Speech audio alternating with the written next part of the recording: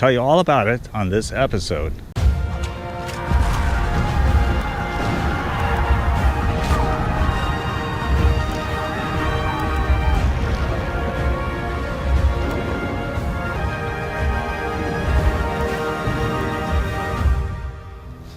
So you travel up this steep hill, this steep slope, you will find my jacket. I placed it at the grave of Leslie Lynch King Sr., who was the biological father of Gerald Ford, President of the United States. Now, I put my jacket here. I wanted to find the grave first before I actually started filming here. But somebody's already been here and placed a rose on the grave of Leslie Lynch King, who lived from 1880 to 1941. Now, right next to him is his father, Charles H. King, who was Gerald Ford's grandfather. And then here is Martha King, who was Gerald Ford's grandmother, who's next to Charles B. King Sr., who was an uncle of the president. And here's an aunt of the president, Emma King. They're all buried here. If you want a model of a deadbeat dad, it is Leslie King. He pretty much abandoned his son.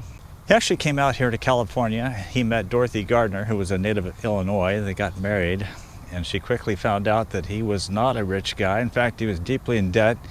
He had a drinking problem. He also had a problem abusing women. 16 days after the birth of Gerald Ford, she left him. Dorothy quickly learned that King was abusive, short-tempered, and had trouble with alcohol. A few days after their son's birth, King gestured at his wife and son with a butcher knife and threatened to kill them. Dorothy quickly completed plans to leave her husband. She would not tolerate the abuse or the threats to her son's safety. King also quarreled with his mother-in-law. The fact is that Leslie Sr. had filed first for divorce, claiming his wife had abandoned him for no valid reason. In cross-filing, Dorothy alleged that it was her husband who was abusive, went into frequent temper tantrums, used vile language on several occasions, while in fits of anger resorted to physical abuse. Claiming to be a battered wife, she, not her husband, won the final divorce decree.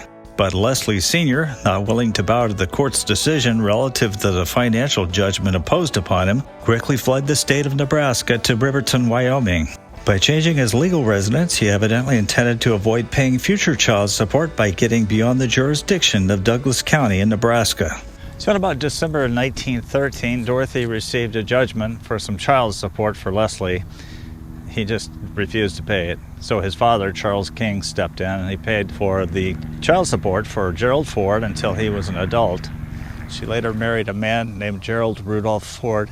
Little Leslie did not know who his father was until he was about 15, and really had nothing to do with his biological dad for many years.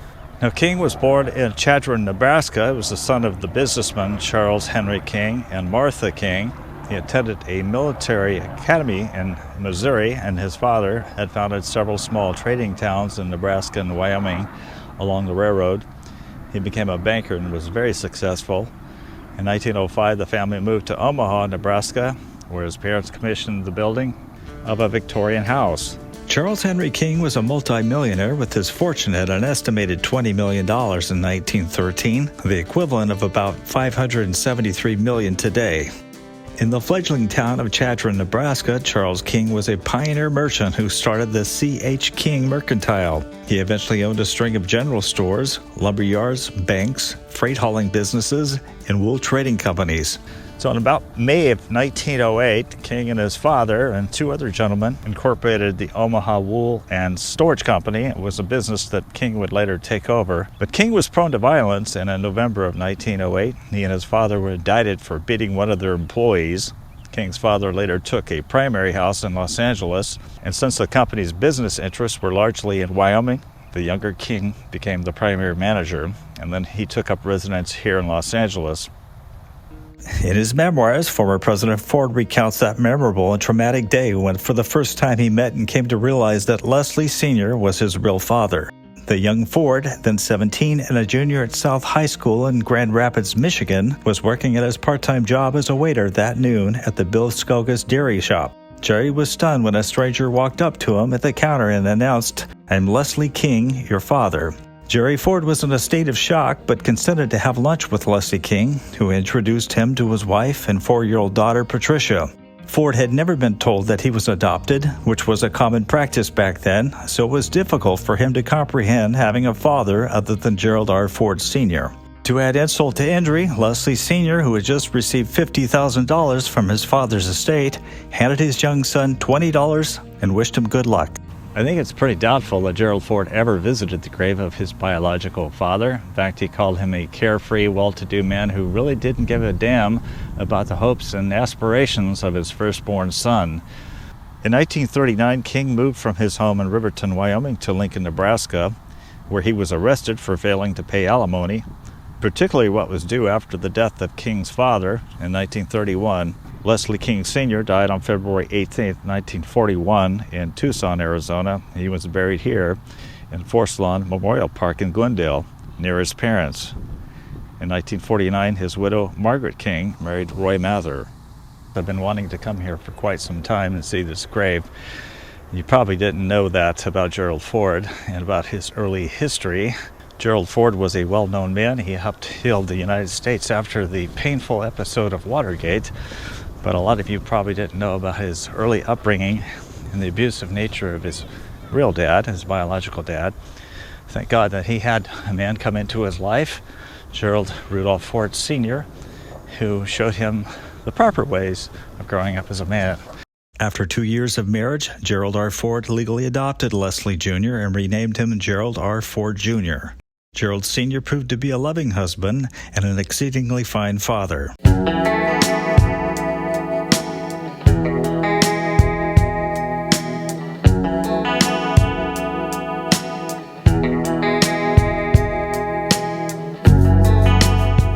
So I thought I would take you up here to a section of the cemetery that honors George Washington, another president, and there's a piece of historical memorabilia up here I'd like to show you. Beautiful little memorial here for George Washington. First in war, first in peace, first in the hearts of his countrymen. And I almost couldn't believe it when I saw this. But this is the Liberty Chain.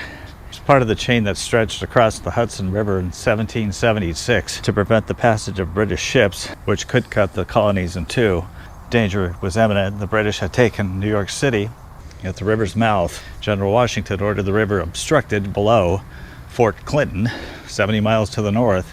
Here the Hudson was only 1,800 feet wide, about the length of the chain forged in 1775 to protect Fort Ticonderoga and Lake Champlain. After its daring capture by Ethan Allen, the chain was painfully hauled in the way from Vermont in a desperate race against time.